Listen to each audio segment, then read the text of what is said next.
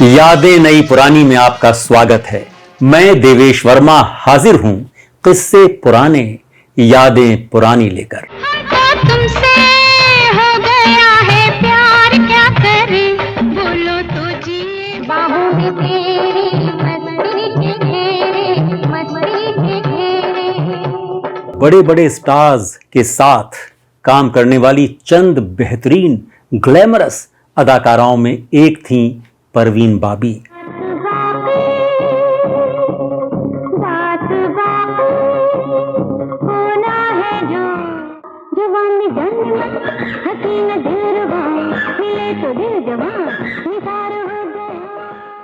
जानू मेरी जान, मैं तेरे कुर्बान, मैं तेरा तू मेरी जाने सारा हिंदुस्तान। मगर जैसा कि हम सब जानते हैं, उनके करियर का सुरीलापन बीच रास्ते ही दम तोड़ गया।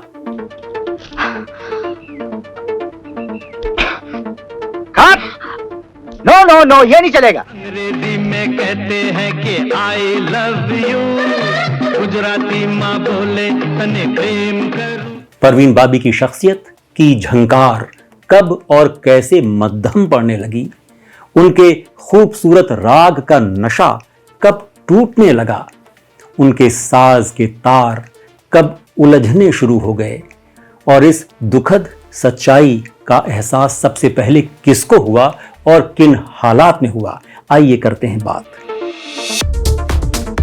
दोस्तों, हमारे चैनल यादें नई पुरानी को सब्सक्राइब तो कर ही लीजिए, अगर नहीं किया है तो वीडियो को भी लाइक कीजिए।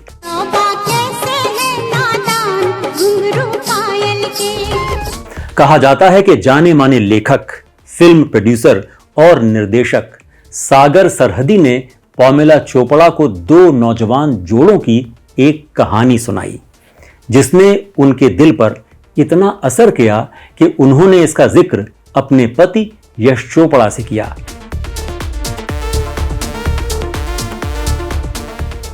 यश चोपड़ा एक माहिर फिल्मकार, उन्हें उसी वक्त इस कहानी में एक रोमांटिक ड्रामे की झलक दिखाई दी।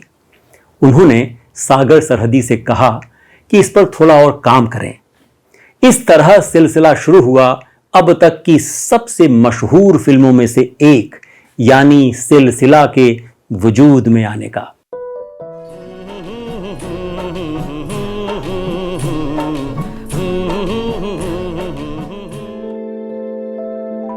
यश चोपड़ा ने इसको डायरेक्ट करने का फैसला किया और जल्द ही मुख्य भूमिकाओं के लिए अमिताभ बच्चन, शशि कपूर और स्मिता पाटिल को साइन भी कर लिया। हालांकि बाद में स्मिता की जगह जया को ले लिया गया। एक हीरोइन की अभी कमी रहती थी। अमिताभ बच्चन ने नाम सुझाया परवीन बाबी का। तुम साथ हो जब अपने दुनिया को दिखा देंगे। जो यश चोपड़ा के साथ दीवार और काला पत्थर जैसी फिल्मों में काम कर चुकी थी। बाहों में तेरी मस्ती के घेरे, मस्ती के घेरे। यश चोपड़ा ने तुरंत परवीन बाबी को साइन कर लिया। इसके बाद अमिताभ और परवीन फिल्म कालिया की शूटिंग के लिए कश्मीर निकल गए। जब से तुमको देखा, जीते हैं मरते हैं, तुम ही कुछ बतलाओ, इसको क्या कहते हैं। परवीन बाबी सिलसिला में काम करने को लेकर इतना उत्साहित थीं कि अपने साथ वो अपनी इस आगामी फिल्म की कॉस्ट्यूम्स भी ले गईं। फिर एक दिन कालिया की शूटिंग के दौरान अमिताभ बच्चन ने महसूस किया कि परवीन बाबी कुछ ठीक नहीं लग रही। उनकी आवाज नहीं लग रही थी।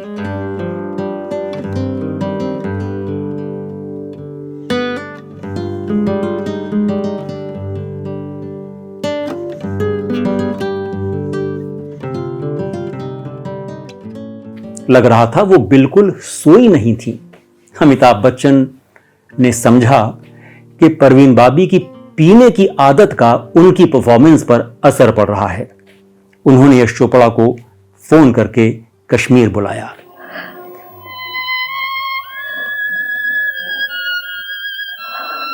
परवीन बाबी की हालत देख यश चोपड़ा घबरा गए।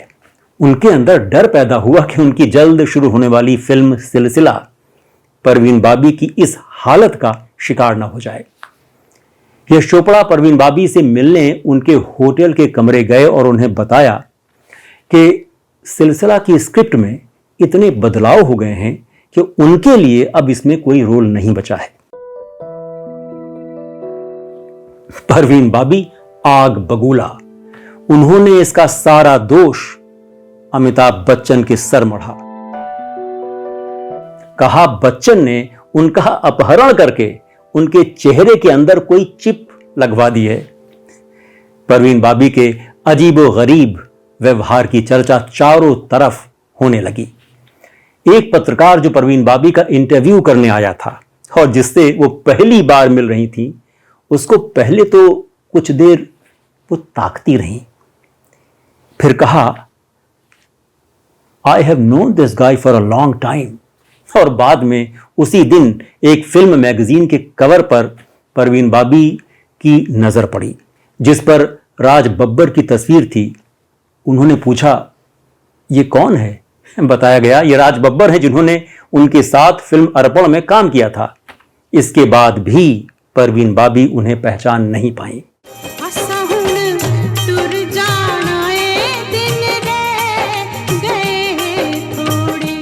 परवीन बाबी ने इस पत्रकार को अगले दिन अपने फ्लैट में आने को कहा।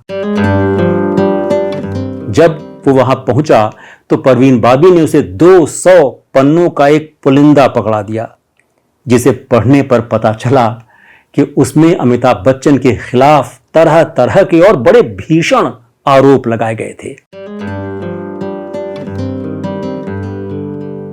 ये दिन तो आता है एक दिन जवानी में, आंखें मिले तो लगे आग पानी। फिर जैसा कि हम जानते हैं, परवीन बाबी की मेडिकल जांच के पश्चात उन्हें स्किज़ोफ्रेनिया नाम के दिमागी मरज में मुब्तला पाया गया।